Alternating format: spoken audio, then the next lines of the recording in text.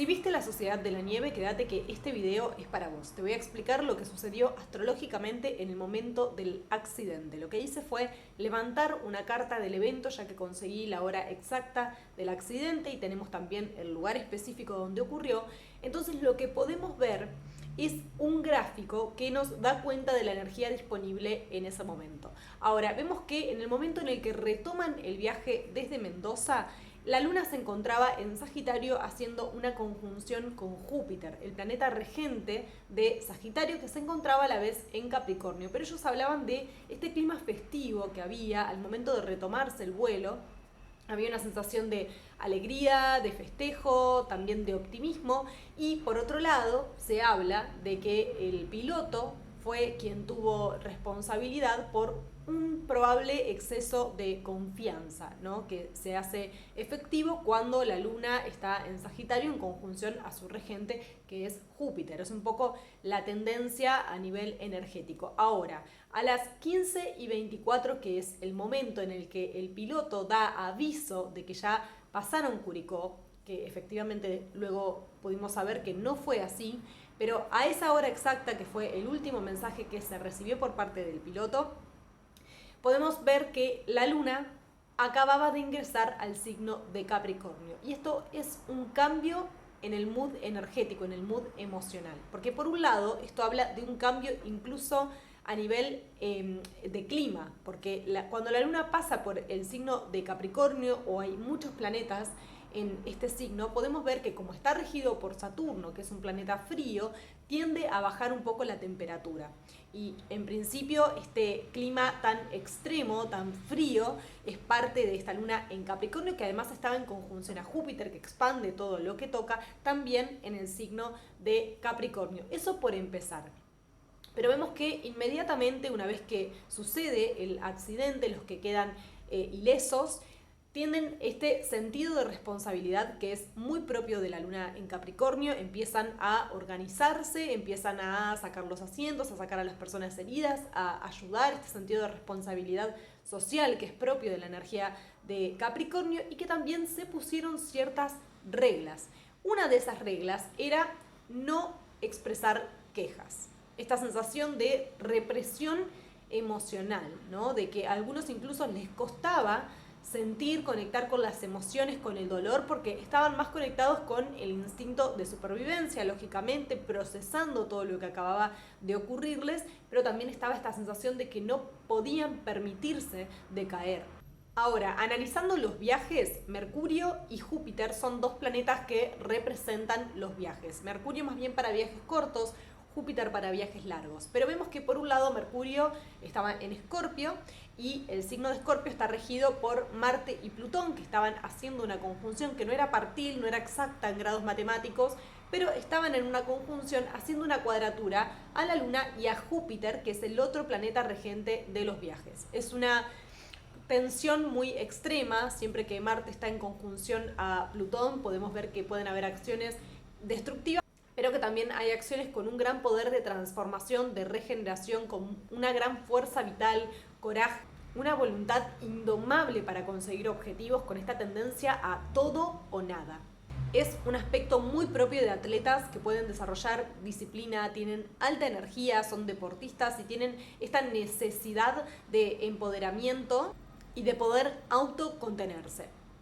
Por otro lado, vemos que Mercurio en ese momento estaba pasando por el signo de Escorpio, como les comenté. Mercurio, que representa la mente lógica, el pensamiento, la capacidad para comunicarnos, para entender las ideas. Pasando por el signo de Escorpio, nos da por un lado una mente profunda, analítica, que puede crear estrategias, que quizás no es tan expresiva, no está tan volcada hacia afuera, y sobre todo está muy influenciada por las emociones. Y fíjense cómo ellos podían tener una gran conciencia al respecto, porque habían puesto esta regla de no quejarse, de poder hablar cuando había alguna idea o alguna estrategia que comunicar.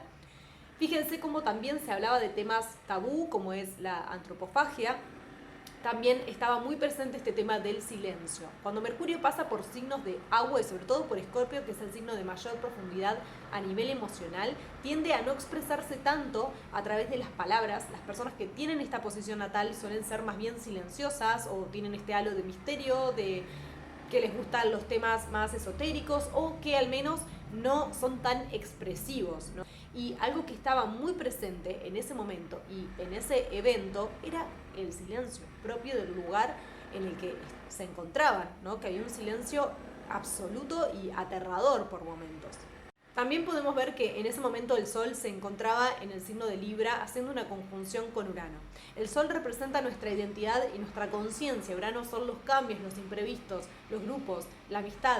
Entonces podemos ver que había una identidad de grupo, una conciencia de fraternidad, de amistad que estaba muy presente desde el primer momento y también una conciencia de capacidad creativa e inventiva para poder sobrevivir.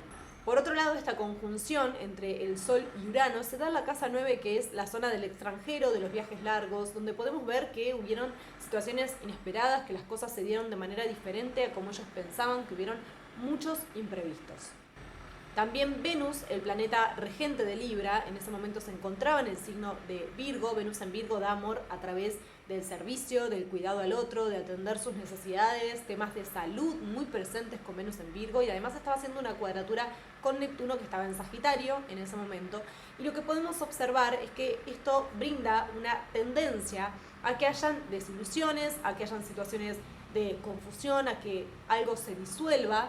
Y esto podemos verlo en, por ejemplo, las desilusiones que tenían cuando estaban esperando que los aviones los vuelvan a buscar, cuando estaban esperando que los vengan a rescatar y no llegaban, cuando pudieron escuchar la radio y apareció esa noticia de que los habían dejado de buscar, como esta sensación de sentirse abandonados, de desilusión, de desánimo que brinda la cuadratura entre Venus y Neptuno. Pero por otro lado, Venus en casa 7 y la Luna, que estaba en conjunción a Júpiter en casa 11, son indicadores de popularidad, de que iba a ser un hecho que iba a tener un gran alcance a nivel social. Y por otro lado, Neptuno se encontraba en la casa 10, que es el área de la profesión y de la imagen pública. Y a esta posición solemos verla, por ejemplo, en celebridades o en personalidades que tienden a ser idealizadas, idolatradas, o sobre las que se proyectan cualidades divinas, como por ejemplo en Lady Di, en Leo Messi, en Diego Maradona. Y también tienden a ser personalidades o eventos sobre los que se hacen películas, porque Neptuno representa el arte, representa la imaginación, la inspiración, o que no se olvidan de alguna manera, que están muy presentes en el imaginario colectivo. Y por último quiero hablar de uno de los aspectos más significativos de este gráfico para mí, que es el ascendente en Acuario. El ascendente es un punto evolutivo para el alma, es un punto matemático que señala la energía que tenemos que aprender a reconocer en nosotros mismos, que tenemos que integrar y que si no lo hacemos viene por destino. Y fíjense cómo estuvo muy presente desde el primer momento este aprendizaje de poder estar en comunidad, de poder crear un grupo donde puedan tener todos igualdad, donde puedan estar en las mismas condiciones y donde tuvieron que, ante las peores adversidades, poder desarrollar talentos, poder crear e inventar una cantidad de objetos increíbles para poder sobrevivir. Es asombrosa la capacidad que han desarrollado para crear una máquina para fabricar agua, crear abrigo a partir de la tela de los asientos, crear anteojos y con lo que iban encontrando poder fabricar cosas nuevas. También este ascendente señala la tendencia a vivir cambios permanentemente, un montón de asuntos imprevistos, como fue esa avalancha que se dio 2 veces, que era imparable, y una cantidad de eventos impredecibles con los que tuvieron que poder lidiar y a los que tuvieron que adaptarse. No solo buscaban soluciones diferentes, sino que también la tecnología estaba presente por esta situación de tener que arreglar la radio y de poder recibir la noticia de que no los estaban buscando más a partir de esa situación. Por otro lado, si vemos la casa 1, empieza en Acuario, pero gran parte de la casa 1 también se encuentra en el signo de Piscis. La casa 1 representa la imagen personal, la identidad, los inicios, y este Piscis en casa 1 lo que está representando es la espiritualidad, la intuición, la sensibilidad, la compasión, la empatía, que estaban muy presentes. Fíjense que muchos de los sobrevivientes hablaban de la presencia de Dios, de sentir a Dios, rezaban el rosario casi todas las noches. Los sueños estaban muy presentes, los mantenían vivos, el hecho de poder anhelar reencontrarse con sus familiares, de poder llevarles la noticia de que estaban vivos, eso les daba mucha fuerza espiritual, les daba fe y les daba confianza para poder seguir. Por otro lado estaba muy presente el arte, desde esta energía pisciana de sacarse fotos, tocar la guitarra, la noche en la que recitaron poesías, la cantidad de libros y de películas, documentales que se hicieron a partir de esta historia. Espero que este gráfico y esta información les haya servido para entender un poco más desde el lenguaje astrológico para quienes les haya gustado la historia y les interese también la astrología. Así que cualquier duda que tengan o cualquier comentario que quieran hacerme me lo pueden dejar acá abajo, que los voy a leer y les voy a estar respondiendo. Les mando un gran abrazo.